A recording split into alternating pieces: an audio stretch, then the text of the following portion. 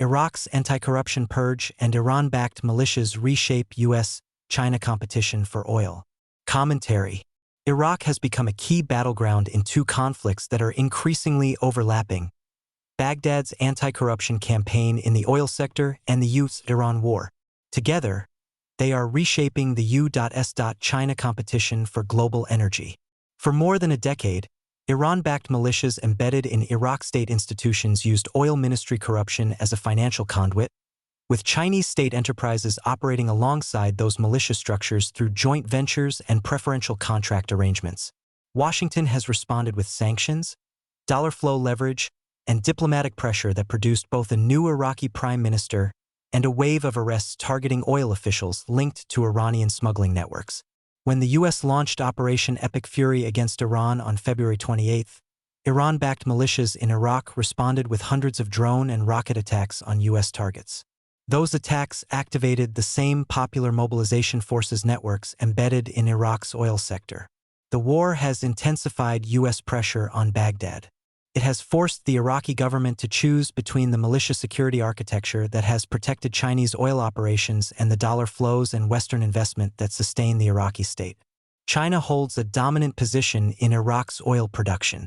State-owned China National Petroleum Corporation holds stakes in the Al-Adab, Rumaila, Halfaya, and West Kurna oil fields and alone accounts for about half of Iraq's oil production. Collectively, Chinese state-owned companies control about 34% of Iraq's proven reserves and produce roughly two-thirds of the country's oil. That dominance was built by displacing Western operators, including replacing ExxonMobil on the Common Seawater Supply Project and at West Kurna 1. It has continued despite occasional Iraqi resistance, such as blocking a Sinopec-Lukoil joint venture at West Kurna 2 and a CNOOC PetroChina bid for ExxonMobil's stake in West Kurna 1. Chinese contractors won 10 of the 13 blocks awarded in Iraq's most recent upstream licensing round, while no U.S. company received a contract. Iraq's planning ministry has also identified additional projects for Chinese firms under an oil for reconstruction framework. The mechanism sustaining Chinese dominance runs through Iran-backed militia networks embedded in the Iraqi state. The Popular Mobilization Forces are an umbrella organization of roughly 60 to 70 brigades and approximately 230,000 personnel, drawing an annual budget of around $3.5 billion from the Iraqi state. Although formally incorporated into Iraq's armed forces and nominally under the Prime Minister's command, the core leadership of the PMF's most powerful factions answers to Iran's Islamic Revolutionary Guard Corps rather than to Baghdad. Chinese state-owned firms rely on security provided by PMF factions that control the southern provinces of Basra and Daikar, where Iraq's largest oil fields are concentrated. Western firms have repeatedly withdrawn from southern Iraq because of security concerns, while Chinese companies have remained, providing the PMF with financing and political legitimacy in exchange for protection. Iraq's main ruling Shia bloc, the Coordination Framework, views China as a welcome partner because, unlike the United States, Beijing imposes no anti-corruption conditions and does not pressure Baghdad on governance or political alignment. Shia political factions allied with Iran actively promote closer ties with Beijing to reduce dependence on Washington and circumvent U.S. pressure. When non-Chinese companies win contracts, Iran-aligned parties and militias have mobilized protests in Basra and Baghdad.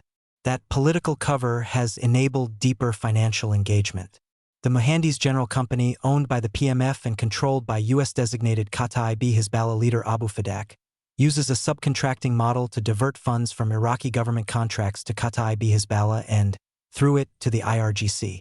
In March 2024, MGC partnered with China Machinery Engineering Corporation to jointly bid on a $1.5 billion Iraqi export pipeline project. Corruption within Iraq's oil ministry supported the same network. In May 2026, the U.S. Treasury's OFAC-designated Deputy Oil Minister Ali Marij al-Bahedli. Treasury alleged that he controlled oil smuggling financing, dealt directly with the IRGC's Quds Force, and arranged for Iranian oil to be shipped under Iraqi documentation to evade sanctions.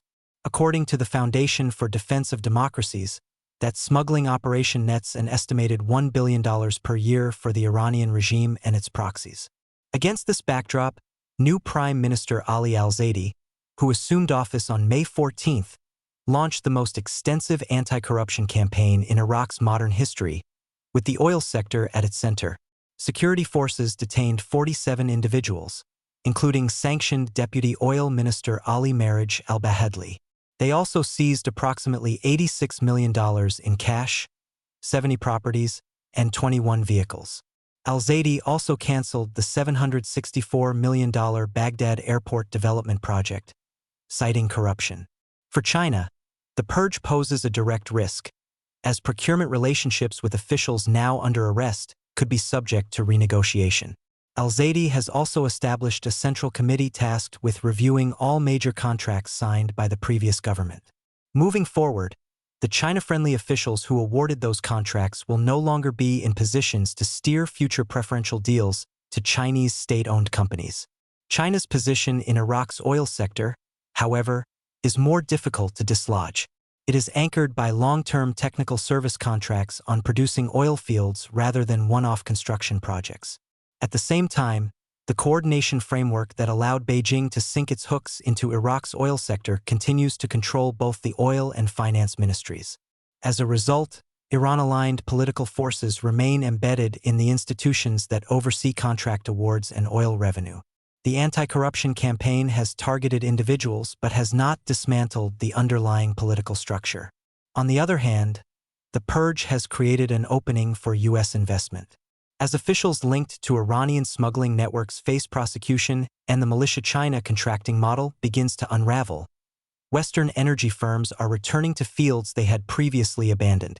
Chevron signed an agreement to develop West Kurna 2, which holds an estimated 14 billion barrels of recoverable reserves and produces about 9% of Iraq's crude. The company replaced Russia's Lukoil after U.S. Treasury sanctions forced its exit. Chevron also signed an agreement to develop the Naziriyah oil field.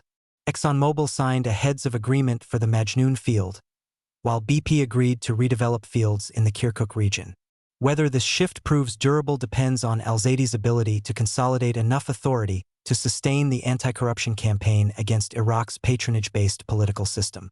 If he succeeds, the Iran-backed militia network that helped protect China's dominance in Iraq's oil sector will weaken. That would begin to level the playing field that excluded U.S. companies for more than a decade.